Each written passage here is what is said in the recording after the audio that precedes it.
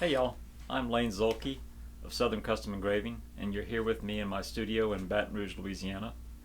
I got a question from another YouTuber named Alex Steele, a young British blacksmith who has a great YouTube channel if you haven't seen it.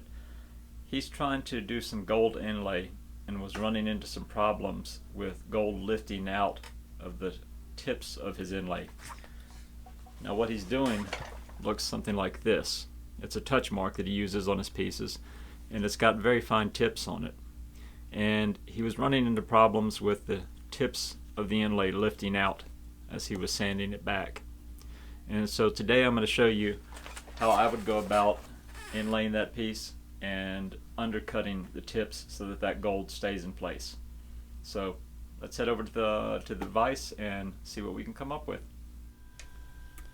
Alright, to get this project started, I've got a piece of mild steel plate that I've prepped, clamped in the GRS standard vise. I'm using a GRS Engraver Max G8 to do the majority of the work here. The first thing that we need to do is to scribe the outline of the piece that we're going to inlay. The picture that Alex sent me was of his S-shaped touch mark. And I'm going to use a 90-degree graver. This is a Lindsay parallel point geometry in this graver. That's what I use for the most part every day. We're going to start by cutting the outlines.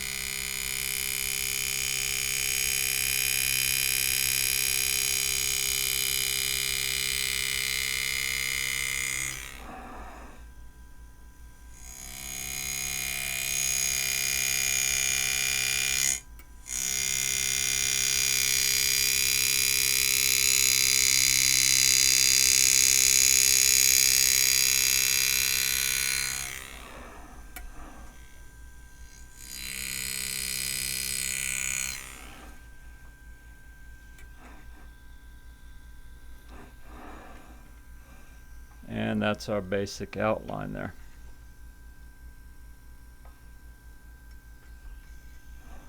Now I'm going to go back in and deepen everything just a little bit.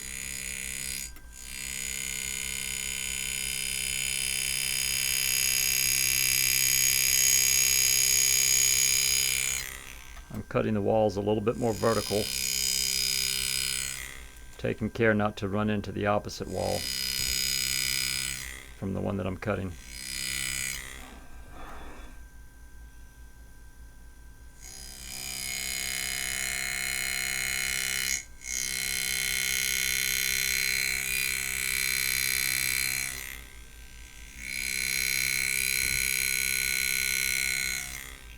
Obviously I can only get so deep at the tips here.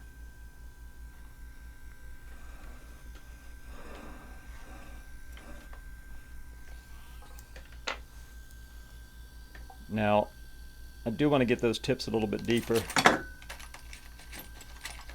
So the easiest way is to use something with a little bit more of a point, like an onglet. And so I'll go in here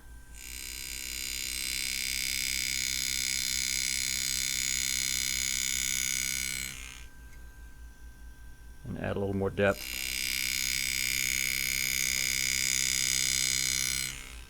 At the tip.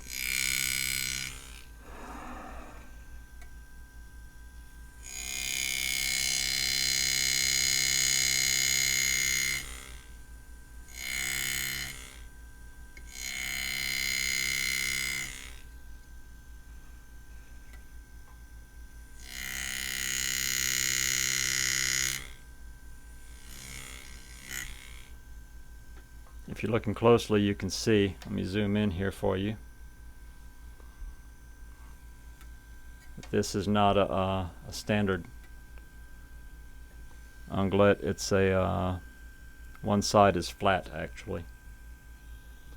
These come in pairs, or you can buy them in pairs, I should say, and they're made for stone setting. They come as a left and a right.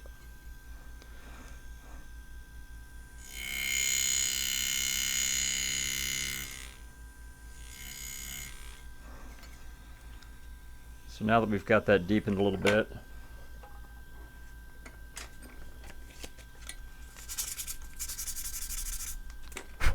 dress it with some paper.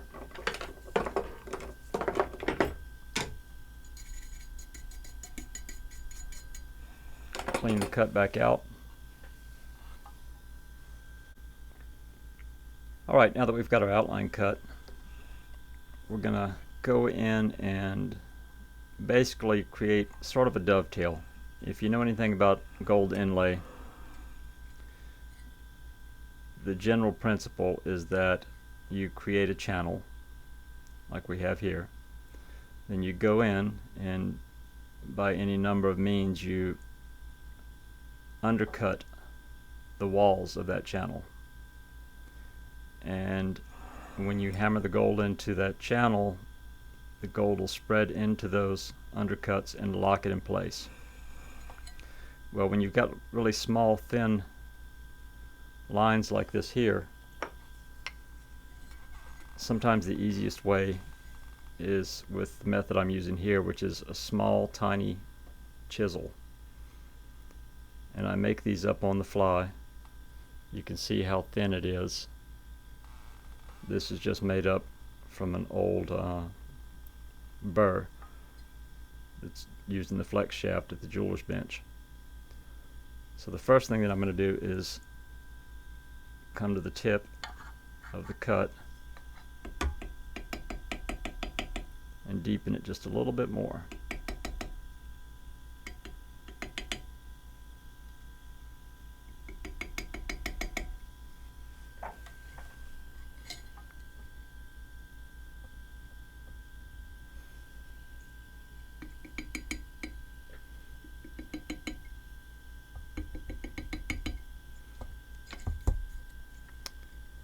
Now I'm going to come at about a 50-degree angle, I suppose, and start at one end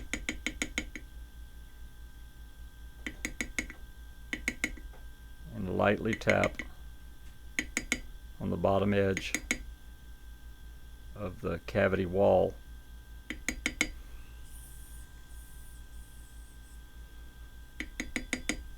And I'm creating a tiny undercut.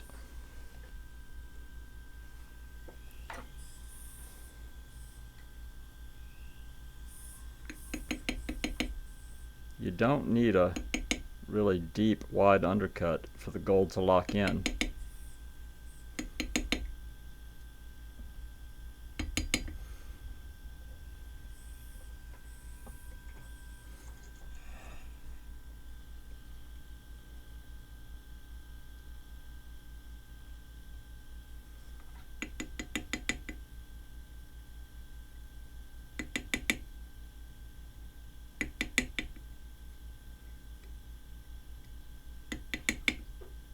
As you work, you'll see that the channel wall starts to upset a little bit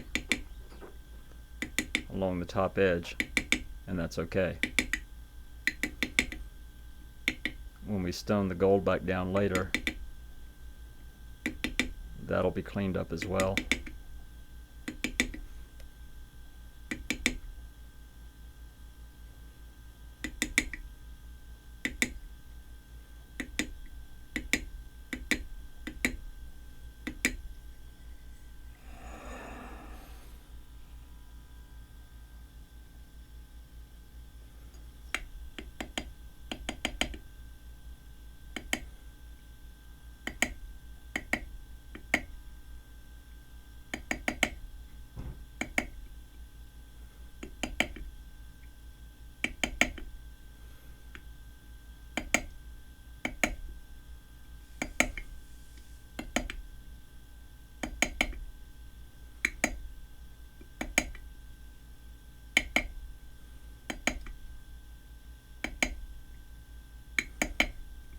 Now, one thing that Alec didn't mention to me was the size of the inlay that he was doing.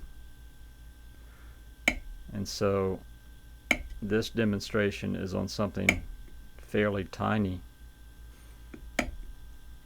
only about 1 millimeter wide. And so the tools that I'm working with are relatively tiny as well. I generally make these as I need them.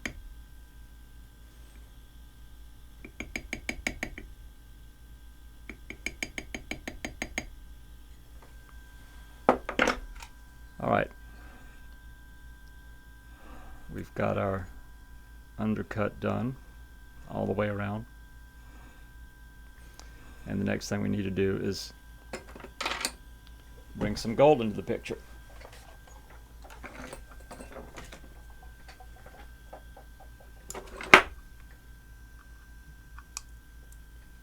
And the gold that I'm working with here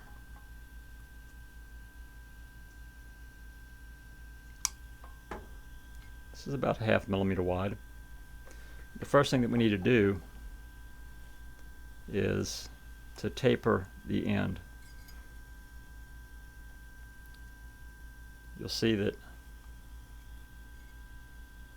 we've got a really fine taper on the cut, and we want to try to match that with the gold. There's a number of ways you can do it. I'm just going to use a pair of snips. I don't know if the camera will catch this.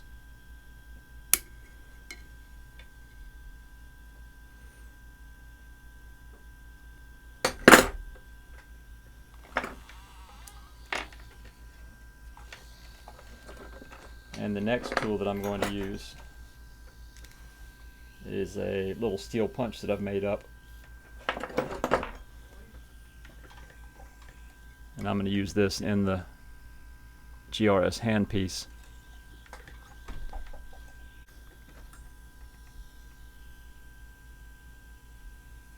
So I'll first place one end, the end that I tapered, into the cut, and I'm going to lock it in first with some light taps on the hammer handpiece.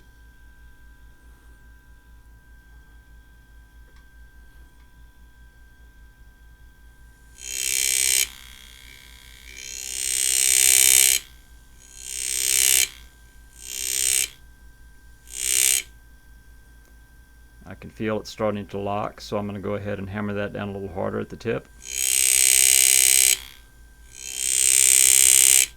And now I'll start working my way around.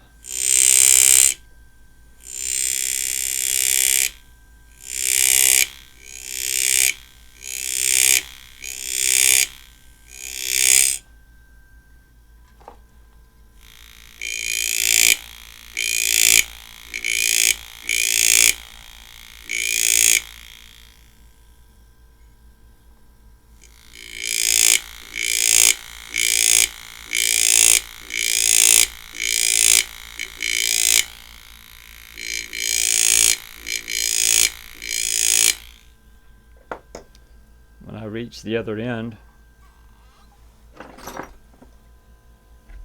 I'll typically go in and clip it off with a flat graver.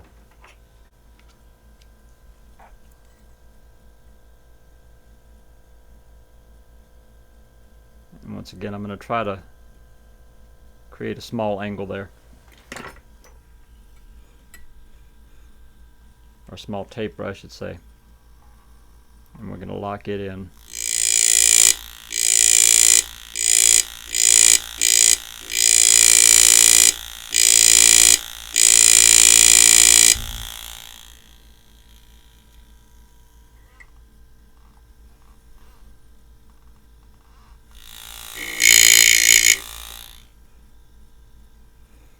So our metal is set, it's not going anywhere.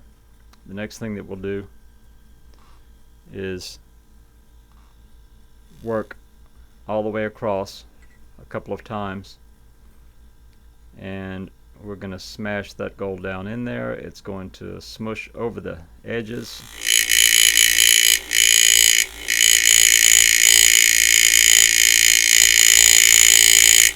And this is the reason we use 24 karat gold, because it's so malleable.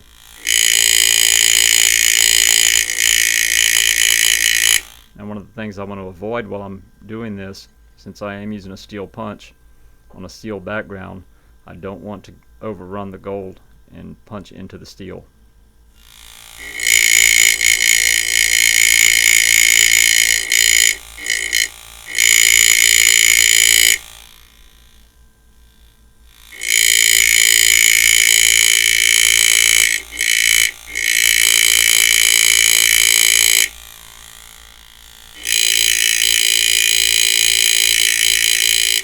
Taking particular care at the ends here to make sure that I've pushed enough metal into that cavity and that it's fully seated.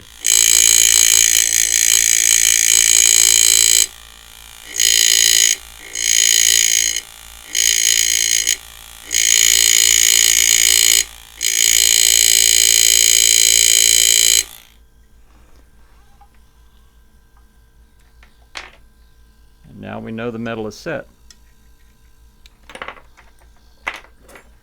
The next step is to rid ourselves of the excess metal. Now we want to reclaim this metal, and for that reason the way I usually start is by using a flat graver that I make up specifically for this. This graver has rounded off corners so that it won't dig in if I twist to the left or right. So I'll start from the middle.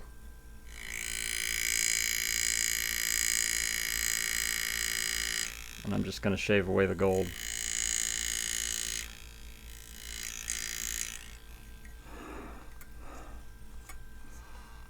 You can see I've made this graver a little bit too steep. It started to dig in a little bit here. I'm not worried about it for this project. But if it was something important, I might change the geometry of the graver a little bit, add a bit more of a heel so that it would dig in a little bit less.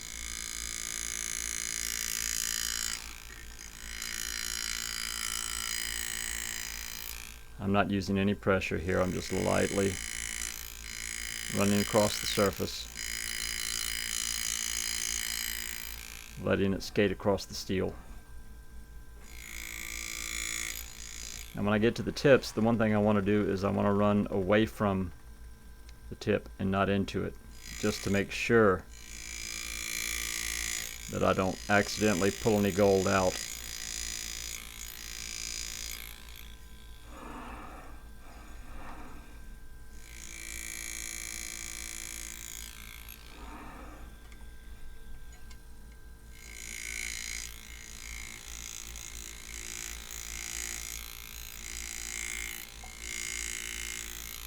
Some people that do it this way also make up a little graver out of hardened bronze,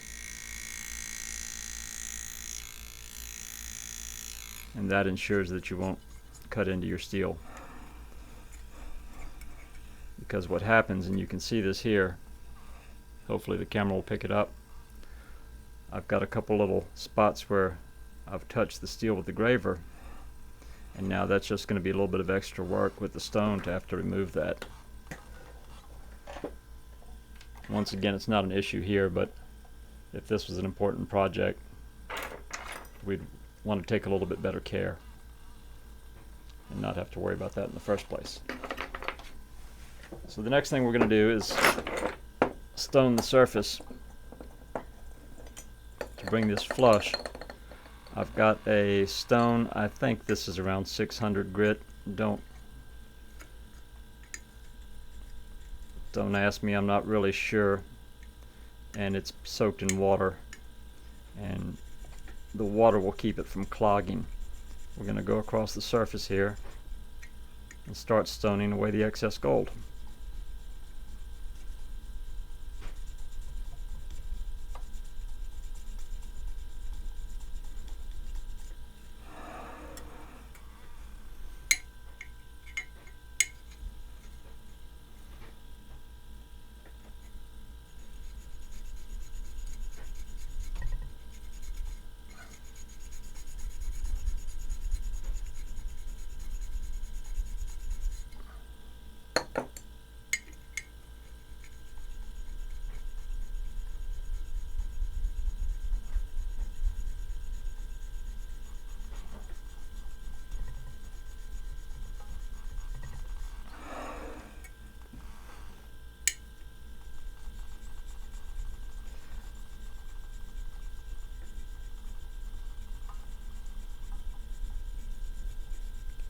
Using stones takes a little longer than some other methods. You could theoretically come across this with paper or sandpaper, but what happens is you tend to dig into the gold inlay and it dishes the inlay out.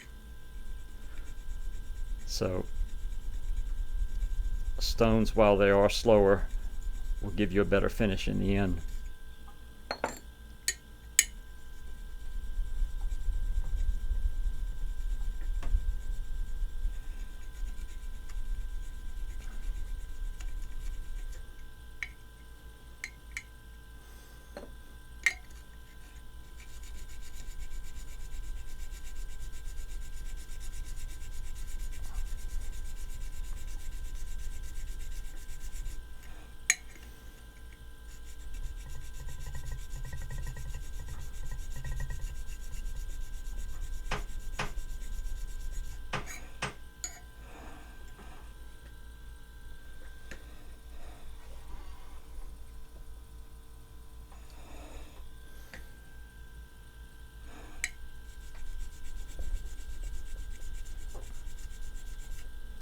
And now I'm down to the surface now. You can see that. Let's zoom in for you. That's as far as we can zoom in. I'm basically finished, but for the couple little marks that I made with the graver. So we're going to go ahead and continue and get rid of that last little bit.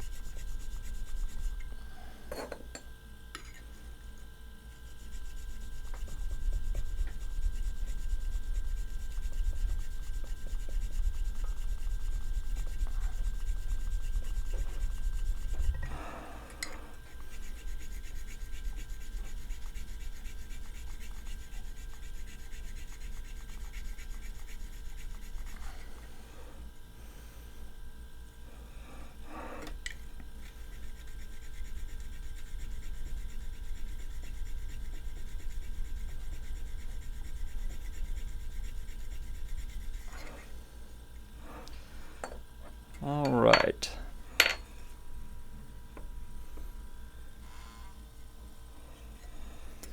See if we can get the contrast here. And we are basically done. The gold is flush. The tips on this are very, very fine. And they're locked in permanently. It's strong, it's not going to go anywhere. This could be on a gun or a knife, and you wouldn't have to worry about hard use or anything like that. The gold is going to be locked in, and it's in no danger of falling out. So here's our finished gold inlay. One of the last things you can do, depending on the design you're working with, you might want to leave it flush, or you might want to outline it. It depends on the finish of the final gun. One of the things that outlining will do is make the gold pop a little bit more and make it a little bit more visible. But there's a few things you need to be aware of when you do outline around gold. You don't want to cut into the gold itself, and so I'll show you how I would do that here. This is once again using a 90-degree graver. I'm going to start at one tip.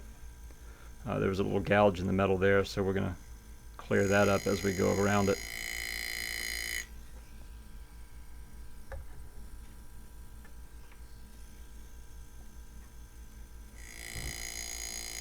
Basically, I want to hug the gold, but keep my cut in the steel and not run into the channel.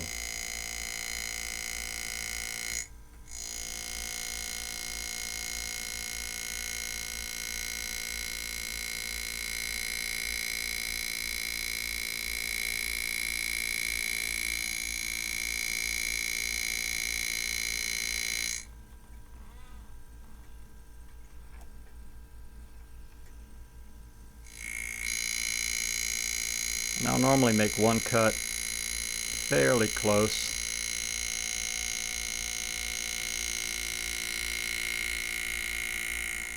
But leave myself a bit of wiggle room. I'll start from the other end.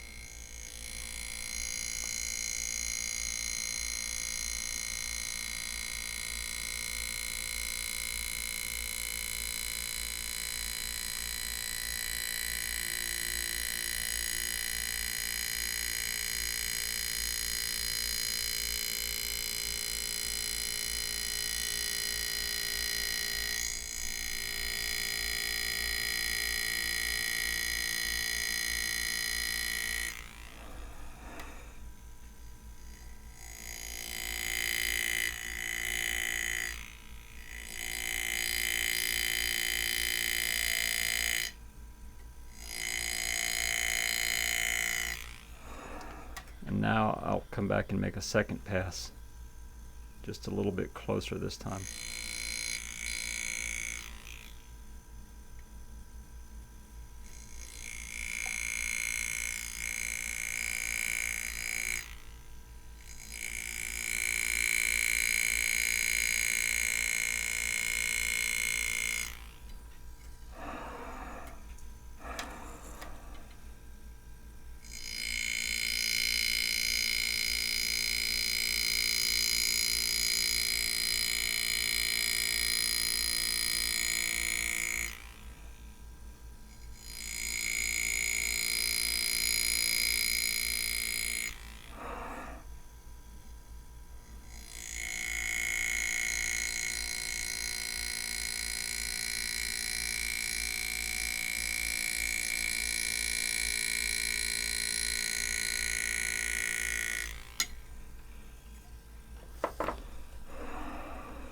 And there we have it.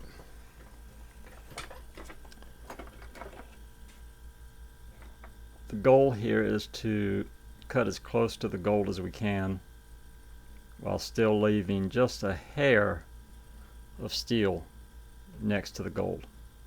And that keeps the gold situated. It keeps the wall strong. If you were to cut through that wall, then you'd end up with a weak spot. And it's also unsightly. So you can see that gives us a nice dark outline around the gold that we just inlaid.